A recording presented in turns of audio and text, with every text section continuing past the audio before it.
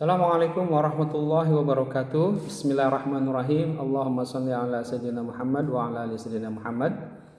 Anak-anak sekalian, alhamdulillah pada kesempatan kali ini kita bisa berjumpa kembali dalam pembelajaran bahasa Sunda di kelas 3A dan kelas 3B.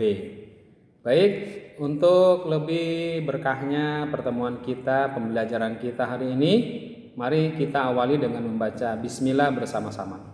Bismillahirrahmanirrahim. Untuk selanjutnya anak-anak sekalian silahkan disiapkan buku paketnya, juga buku tulisnya dan alat tulisnya ya.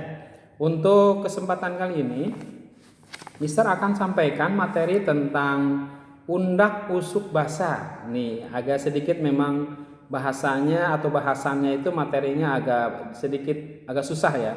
Tapi tidak ada susah kalau seandainya kita mau berusaha ya. Baik, silahkan siapkan buku tulisnya dulu dan alat tulisnya. Dicatat dulu ya.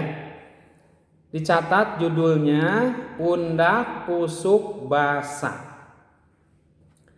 Nah, undak usuk basa ini anak sekalian sebetulnya tingkatan berbahasa di dalam bahasa Sunda, terutama dalam kehidupan sehari-hari orang Sunda.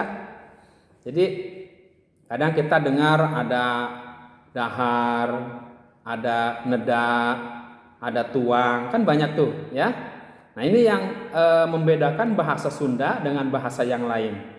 Ada sedikit keunikan di sini dan memang perbendaharaan bahasanya yang banyak dalam bahasa Sunda. Jadi kita kenal nanti kok dia mah bahasanya kok pakai bahasa dahar, kok yang tadi mah bahasanya neda. Nah kan berbeda. Beda dengan bahasa Indonesia. Kalau bahasa Indonesia kan sama aja, neda, dahar, tuang, artinya sama, makan ya. Kalau bahasa Indonesia itu kita ngomong sama siapapun bahasa makan ya makan. Bapak sedang makan, nah, makan kan. Ibu sedang makan, bapak guru sedang makan, adik sedang makan, semuanya makan. Tapi dalam bahasa Sunda itu dibedakan dengan siapa kita bicara. Itulah yang dimaksud dengan undak usuk bahasa. Jadi ada bahasa hormat, ada bahasa halus ya. Nah ini yang dimaksud dengan undak usuk bahasa. Misalkan kalau kita ngomong sama adik mah bahasanya pakai bahasa kasar boleh. Misalkan adek nuju dahar atau abdi nuju dahar. Boleh itu pakai bahasa kasar, itu nggak apa-apa. Tapi kalau ke bapak nuju tuang, ya jangan dahar. Dahar itu bahasa kasar. Tapi tuang. Misalkan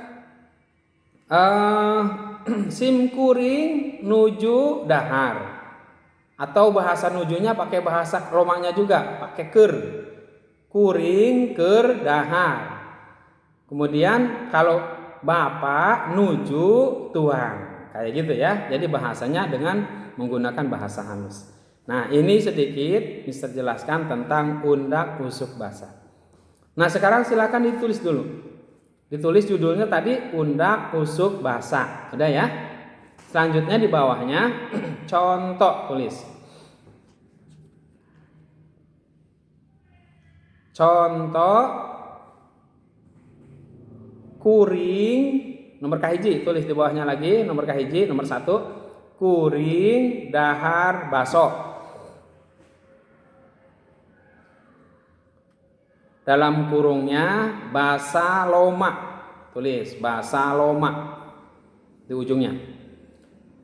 Nomor 2 abdi neda baso. Abdi neda baso. Dalam kurung bahasa hormat. Nomor 3 bapak tuang baso. Bapak tuang baso dalam kurung bahasa hormat. Hormat ya. Nah, dahar Yang nomor 1 kan ada kata dahar, digaris bawahi, gak dahar. Kemudian yang nomor 2 neda, digaris bawahi. Nomor katilunya tuang, digaris bawahi.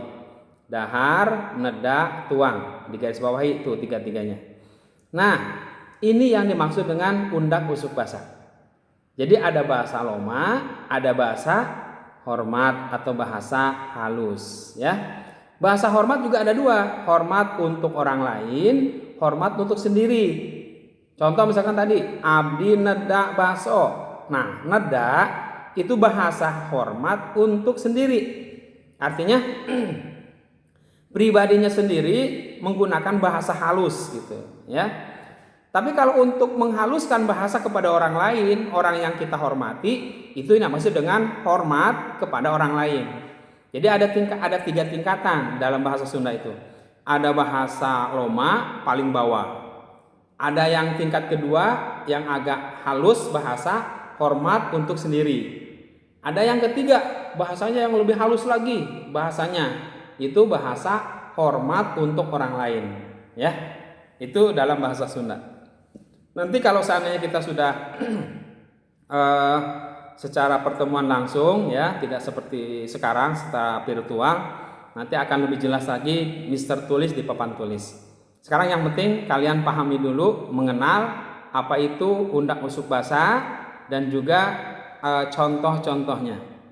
Jadi sekali lagi, undak usuk basa itu ada 3. Ada bahasa loma, bahasa kasar.